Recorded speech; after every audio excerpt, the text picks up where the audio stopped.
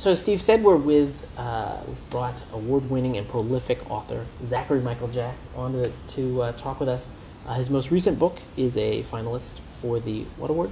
It's a Book of the Year award, finalist in the Forward magazine, which is it's a pretty major independent publisher magazine. It's like Publishers Weekly, you've got Library Journal, you've got Forward magazine. It's one of the top ones.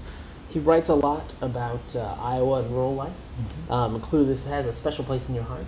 Your most recent book, as we said, was what, Cheer, a love story? Mm-hmm. Why don't you tell us a little bit, start with telling us sort of about that book? It's a love story between people and about a place and about the how those loves are similar and different, and it's essentially a quest story, and it finds three very different characters, all friends, 2 men, 1 woman, who hit the road in search of an anonymous lover, who they come to find in Whatshire, or they think they've found her in Whatshire, and in Whatshire, Iowa. And so it's I think part of being an Iowan and part of being a Midwesterner is the love of road trips, the love of watching the land go by outside your window, the delight in visiting a new town, a small town, the allure of all of our small town place names, which are pretty extraordinary in the Midwest. Absolutely, yeah. I know when I'm with my daughter, she's like, "What can we do?" And my mom would always say, "Look out the window and watch the land." Yeah. And it seems a little hokey to say that, but when I look back on that, I realize that I really got a lot out of just looking out the window as you go by. Me too. And you can definitely, maybe that's a good way to be a fiction writer or a writer in general, is you just place yourself outside the car. It So is. I guess that It is. You read the landscape. It's amenable and available to read just as any other text is, and to appreciate the subtleties. Right. Just the way the land changes, or you start to wonder, I wonder what life is going on there. Yeah. Some of those metaphors, like, why is that? You see an abandoned farmhouse or barn, but then you'll see some old irises growing or something. Right. You just think, what was the life there, or why has it been so hard for people to live like that? And I know you capture that a lot and probably think that quite a bit. Yeah, there's a mysterious quality, I think, to a love of the land, and as Steve said, it goes back to the who, what, when, where, why. What happened here? Why did it happen? What was this before it was what it is now? And I think I've always felt that way with the elders, our elders. That they were once famous among the barns. That old poetic quote, and they were once. That their essence remains, and yet there's this unprecedented beauty and history and narrative beneath them, and that's the way I feel looking out the window here, or being on the land, hiking. Just being out there and seeing the remains or the living, not really the living history so much, but like what's really there, and it tells a story if you walk by a spot enough times. A family history of a certain spot is really strong. Well, one thing I was going to ask is, your writing both sort of celebrates this love of the land, but also seems to sort of carry with it a sadness that we might be losing that. Yeah. Why? What are we going to lose? What do you feel like we're losing? Oh boy, it's one of those things. It's a trap we enter when we talk about what we're losing. The danger is that we come to view that as a half glass, a glass half empty, or mere nostalgia. And yet, Iowa is undergoing an unprecedented change. I think 70% of the farmland in North America is due to change hands in the next 15 years. Now think about that for a second. Iowa is an increasingly urban place. About 65% of us now are urban, and so these are things that were dramatically not the case a generation ago even. And so it's not as if the old Iowa is better than the new Iowa, not at all. It's simply that a place that cares about itself and its heritage has to be aware of what it has been, what it is, and what it's becoming. The old Yeats line about what is past, what is passing, and what is to come. And if one of those gets left out of the equation, the history, which is what young people typically forget, then I think there's an identity crisis that ensues. And I don't want Iowa to have that identity crisis. Just like all the farm families, including mine, struggling to know what comes next for the land. And there's a transition that's much more noble and subtler and smoother if we think about the past and the present and the future all at once. Yeah, I know.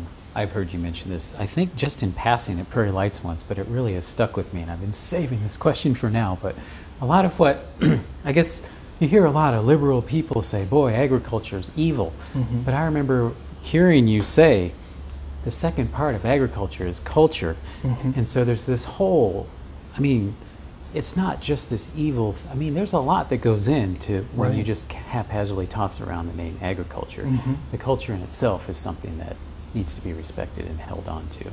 It is. And- It is. I mean, we none of us would be here Right. without agriculture. Exactly. What is it? There's a mural. I went to school at Iowa State, and there's a big mural in the library that says something like, "Where the plow goes, the arts follow." Something Mhm. like that. I'm getting I've it heard wrong. that before. Right. But the plow first, the furrow first, Mhm. and that begets and makes possible that we're fed, we're watered, we're free to think and to write and to dream. And all of the arts have followed very naturally from Iowa's agrarian roots. But when those agrarian roots, the naturalness of them, the authenticity of them is challenged, the order that Iowa has so long exemplified, that nice marriage between the land, between work with the hands and work with the brain It's a good balance. is divorced. Mhm. And that's a danger to all that we are. Iowa will go on regardless. It will endure, but with what spirit is my question.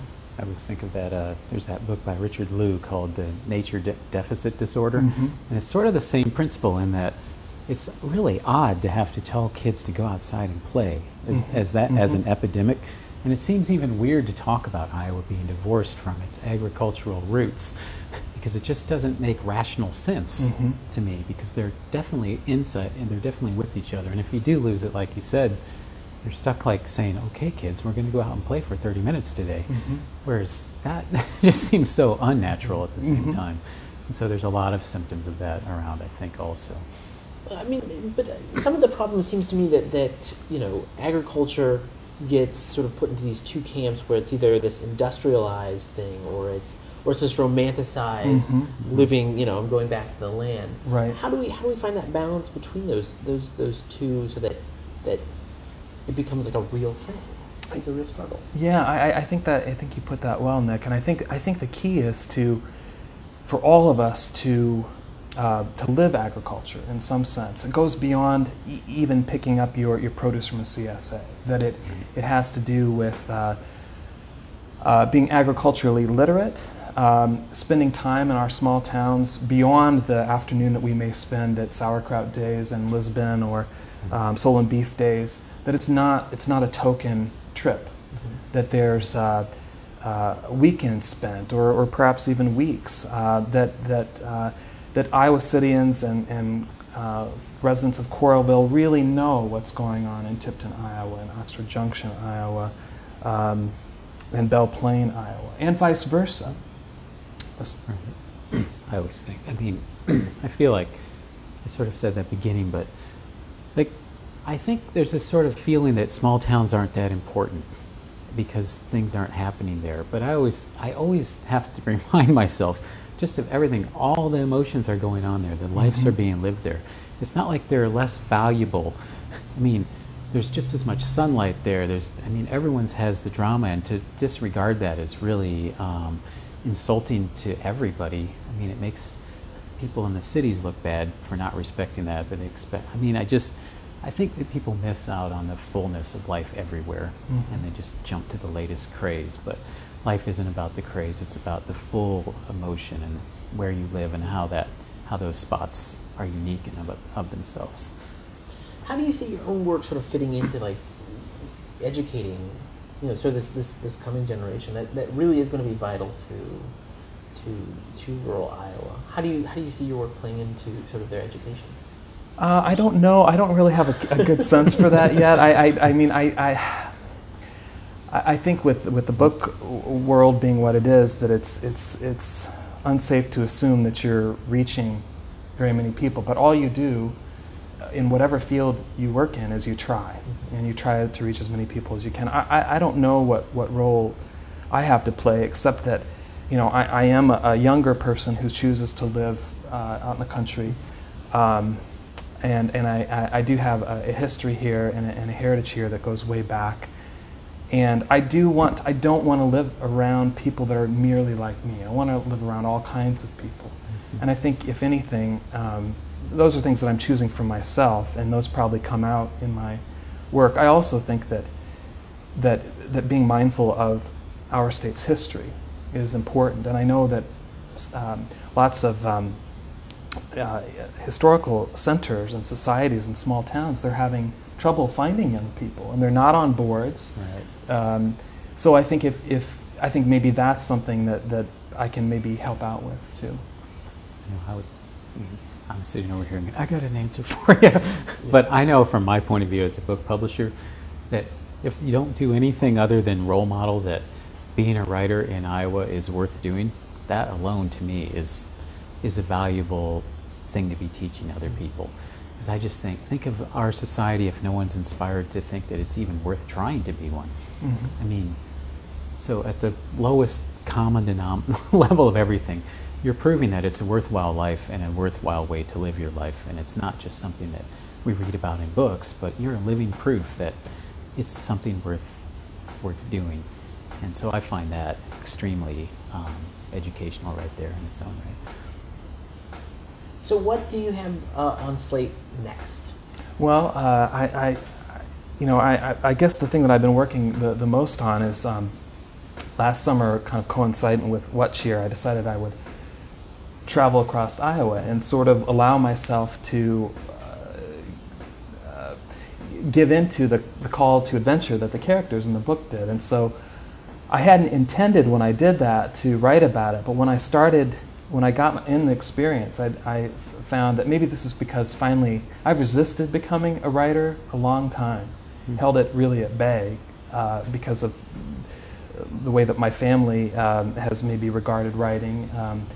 But I started to feel this summer for the first time like a true writer, you know, like that it was okay to be processing things as a writer would shortly after they happened, instead of repressing them for 10 years, which is what I am more prone to do, and not feeling like I want to write about them, and not feeling like they're worthy of story, or feeling like I'm compromising my privacy or someone else's. And that's something that for the first time I think I'm finally making some progress on. And so what I've been working on is the story of those travels last summer and some of the issues that those travels brought up, and that's what I've been working on. Cool. Are you publishing this? Yeah. Are you doing this under the Tall Corn? Yeah, imprint? Tall Corn Books. Great. And this will be the fifth one, right? This will be the fifth Tall Corn? I think technically it's the fourth, but Letters to Young Iowan really should have been, but it just wasn't. We hadn't gotten that smart yet, or at least I hadn't been. Good But deal. yeah,